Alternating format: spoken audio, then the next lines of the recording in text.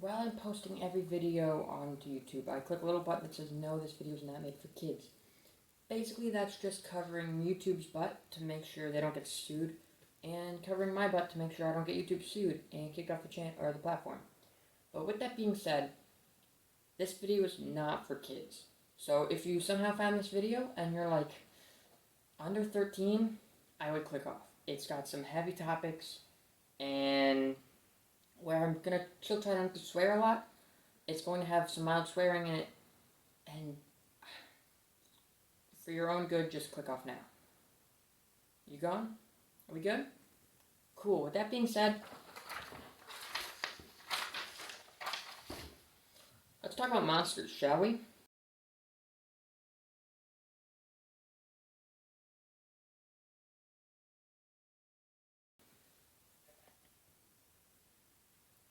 So I watched Monsterland, and I'm gonna put this on the table right now. I was really hoping for this to be a good series, and by the end of the first episode, I knew it was not going to be. I put 8 hours into this. I think that's all the episodes. I couldn't tell you. It was like I was on drugs the entire time.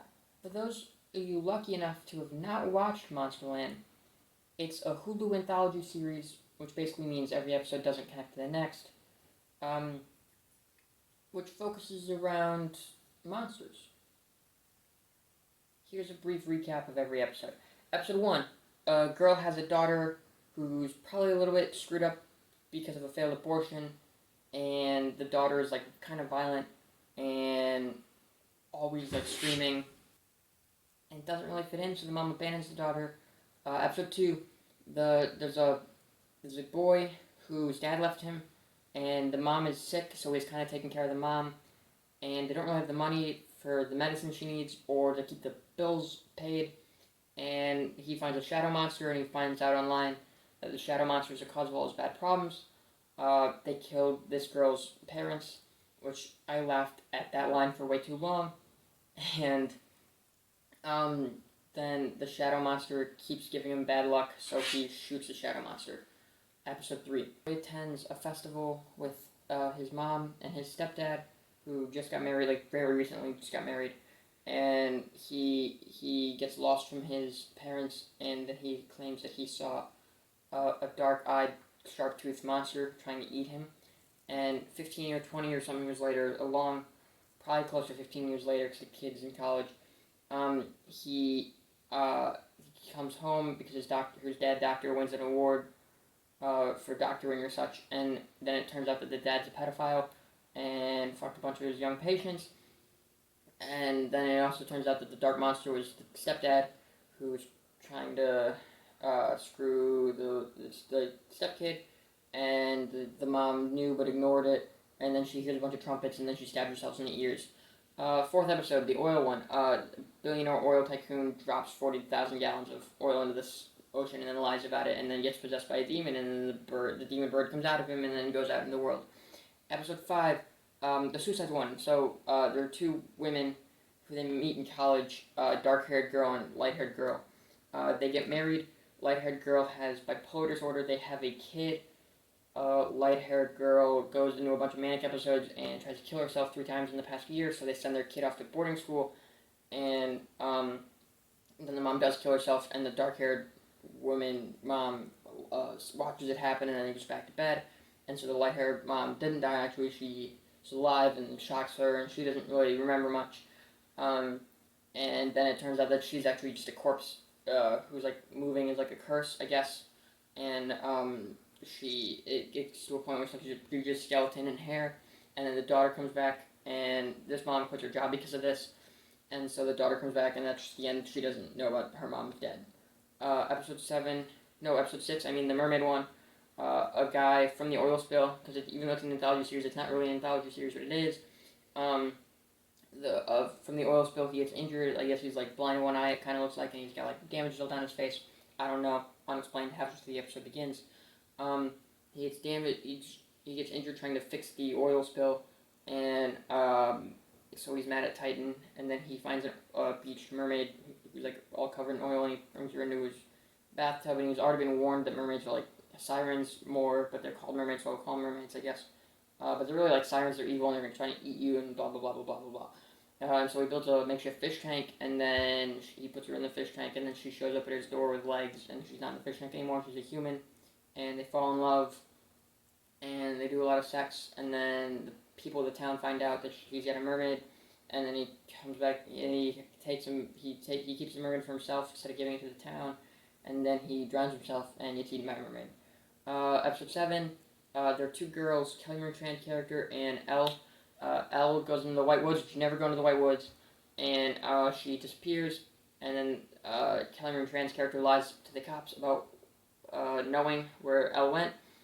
15 years later, Kelly Marie Tran's character and what I think was Elle's girlfriend, but it might just be a different boyfriend. I mean, but it might just be a different guy, are getting married, and Elle's friends and the guy's friends are suspicious that Kelly Marie Tran's character killed Elle and then like took her life over basically. Cause she took her mom and then she like abandoned her old mom. It's a whole thing. But then it turns out she didn't kill her, but she like lost her in the woods, and that's why she lied to the cops. And then she goes and runs off into the woods because she's all like upset. And then she finds a witch, and the witch took Elle in as like a daughter slave kind of thing. And then the witch gives Kelly Marie Tran a choice to stay and then let Elle go, or have Elle stay and her go.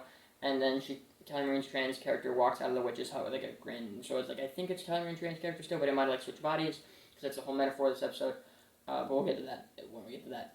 Episode 8, we have a husband and a wife, and they have a daughter who has been missing, but they're still holding out hope. But then it turns out that daughter disappeared 16 months ago, and as you probably know, most missing people cases go cold after about 48 hours. So it seems to the audience like a lost cause, but they're still fighting the good fight. And then there's also these like monsters that come out of the sky. They're called angels, but they don't have any wings, and they sound horrid, and they look horrid, and I hate them. But their blood makes you high, and so they go on basically the acid trip where they have epiphany after epiphany after epiphany, and it ends with them being covered in blood and like seeing their daughter do ballet right before they either die from overdose or get abducted by aliens. I'm still unclear in the ending of that episode, and that's all of Monsterland.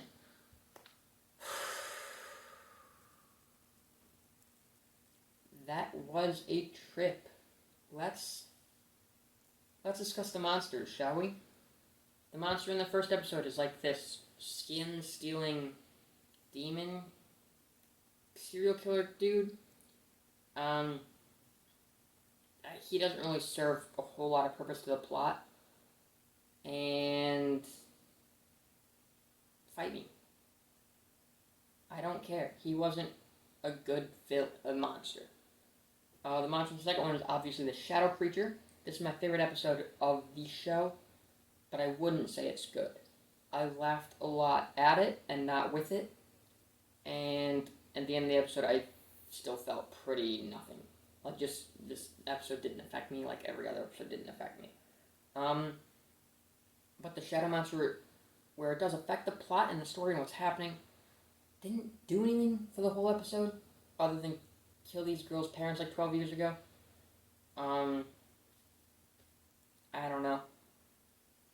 Episode 3, the monster is this dark-eyed, trumpet-playing festival guy, and he is haunting the mom for whatever reason, and so she stabs her ears out.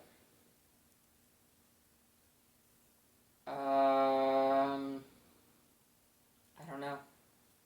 Episode 4. Oh, the oil one. This is the one I forget the most, and it was probably the longest, and nothing happens. The monster is the devil, I think. Maybe it's also the oil kite baron dude, but I think it's the devil. And it's just such an uninteresting episode. Nothing happens. It's like 56 minutes long. I'm not verifying that with anything, but I remember this episode being a lot longer than all the other episodes, and it had no reason to be. Which is none at all. Episode 5 was the suicide one. The monster is, I guess, like the living corpse. this was definitely a more interesting episode, and it's close to my heart because it's in Illinois, and I'm in Illinois, and I know where Plainfield is, so there's that. But at the end of the day, this episode was still dumb. It had a lot of weird things about it. And the monster was still very, very boring. Episode 6 is the mermaid one. Also one of my favorite episodes, other than the shadow one. One of the shortest episodes, which could be why I like it so much. Or it could be a shame that the worst one's the longest and one of the better ones is the shortest.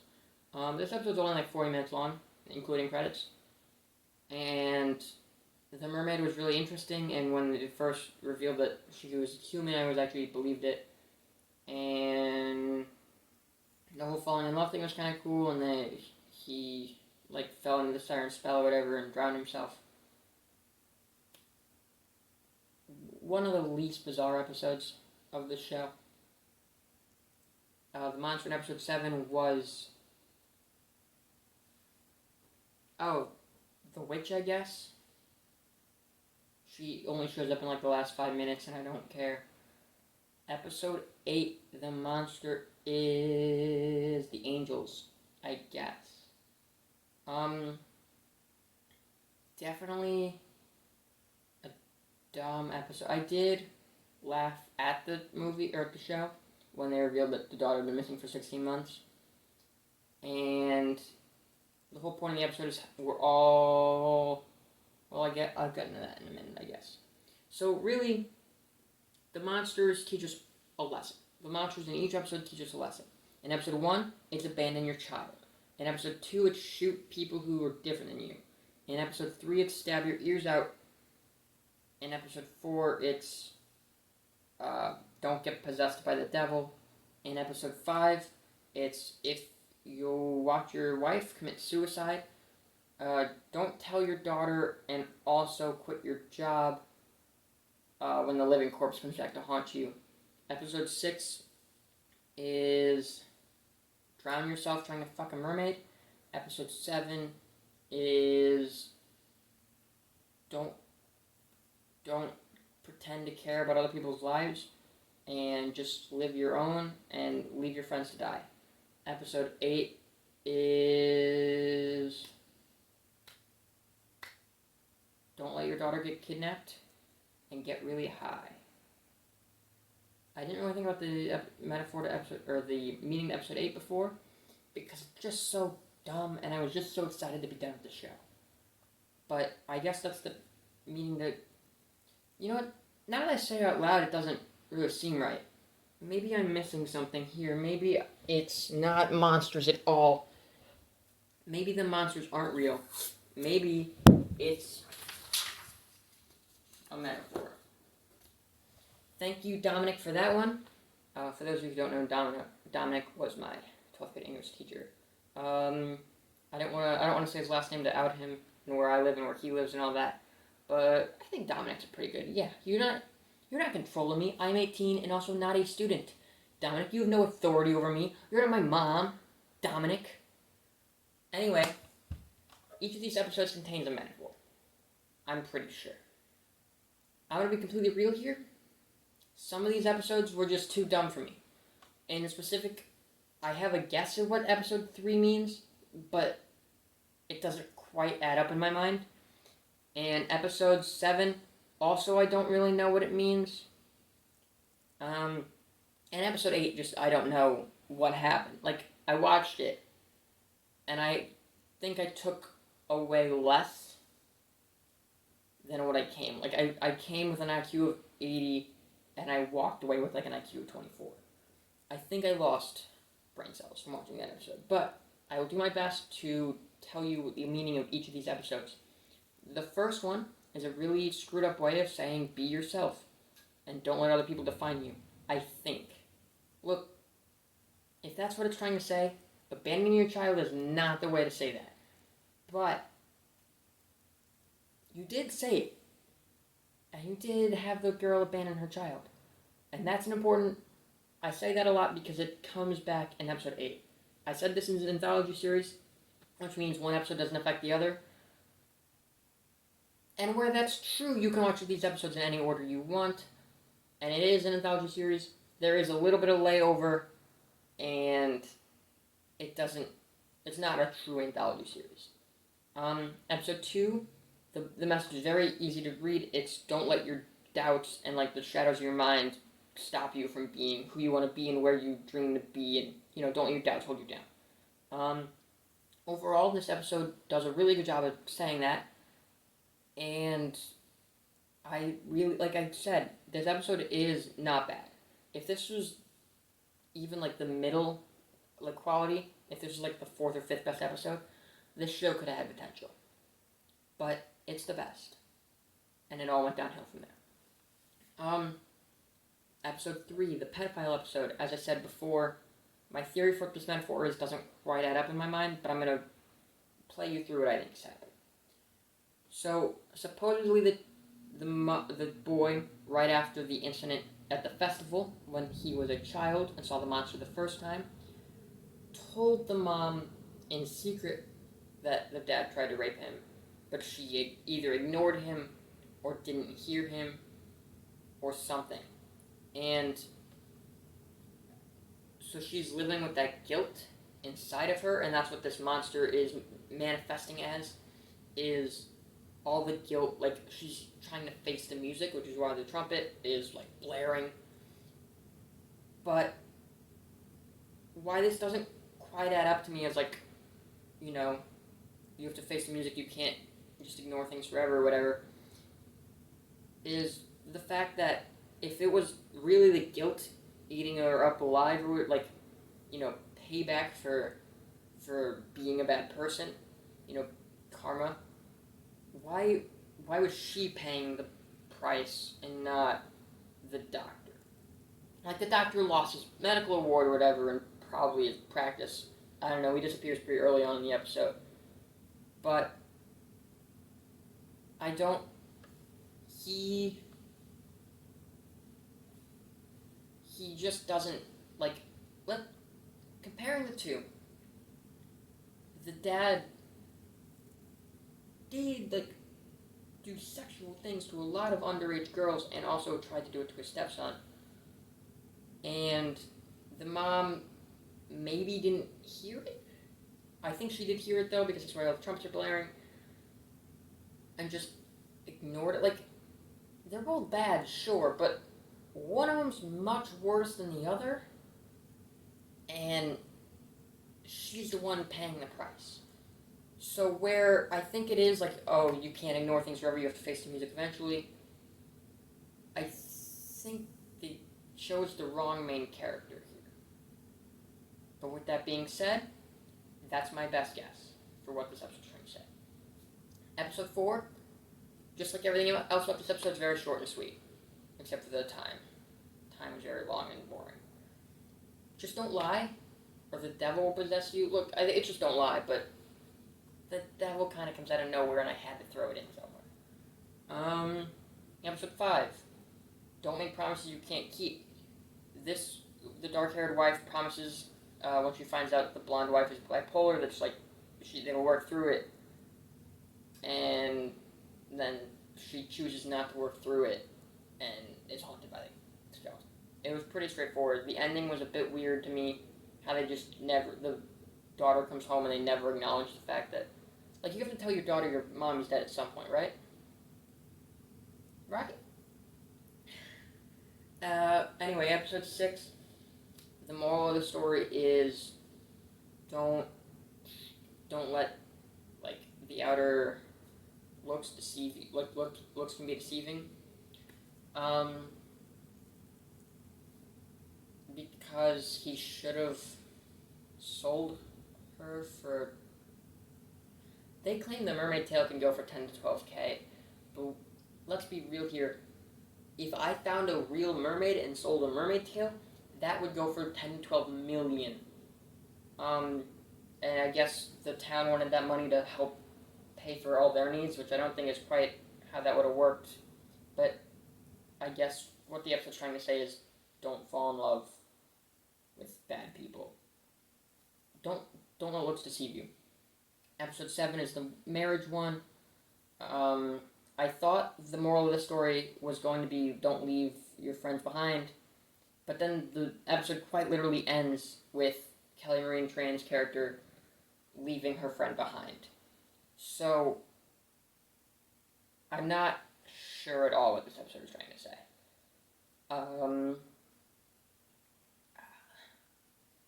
Don't trust anyone, because everyone she thought was her friend really backstabbed her.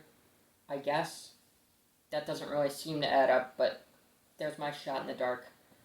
And the final episode is talking about how we're all monsters, and the girl from the first episode shows up again, even though they're in New Jersey now, and they never explain like why she moved to New Jersey. Which is just like a passing line would have been nice, like, oh, I just moved here, whatever. Because both other episodes she shows up in were in Louisiana, but they're in New Jersey, and she's talking about how we're all monsters, and the dad of the missing daughter is like, yeah, well, after they start with the girl, and she's like, yeah, I abandoned my kid, so I'm a monster, but I wouldn't go back, like, I wouldn't change that. And the dad goes, I lost my kid while bending over to pick up change, so I'm a worse person than you.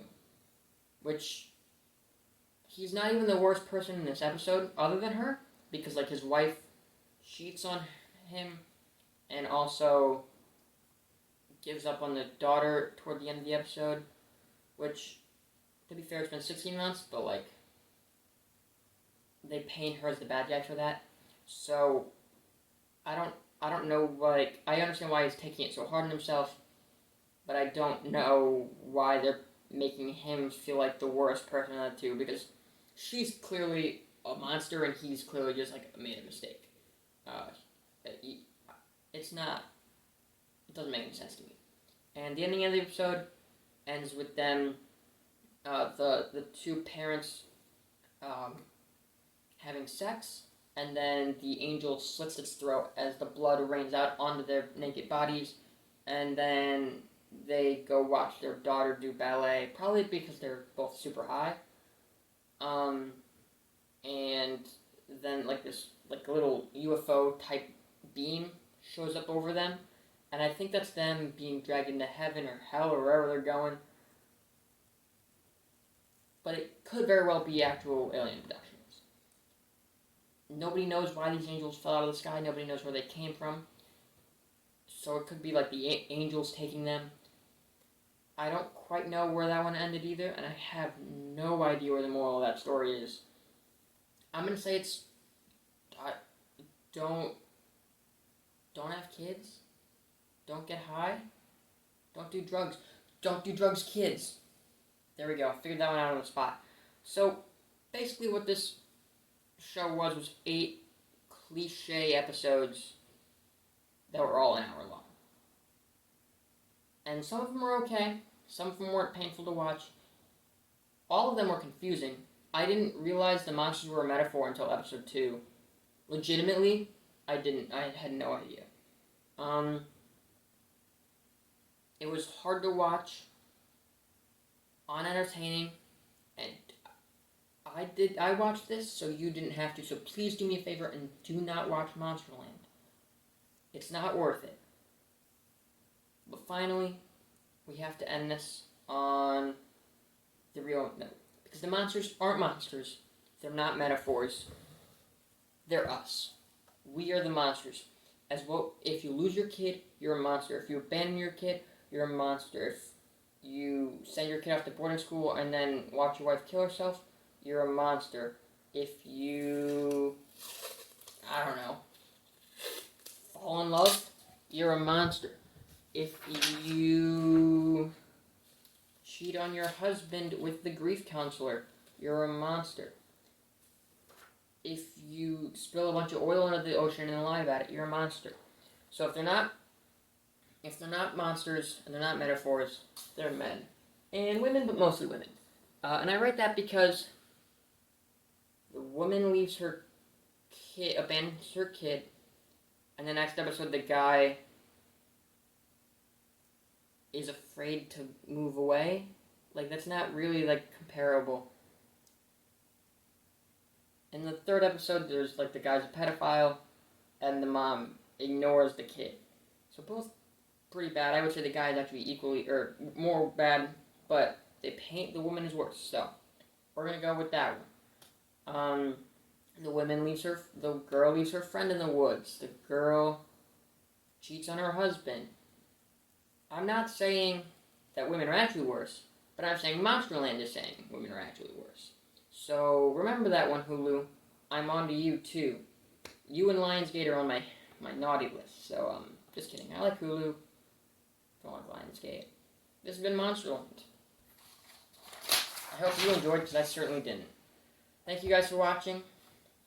And if you like this, you can subscribe for more content, or you can follow us on Twitter and Instagram and DeviantArt at X's Comics and at X's Comics Official. We post new videos here daily, and new unscripted videos like the one you just watched every Thursday at 1 p.m. Central Time.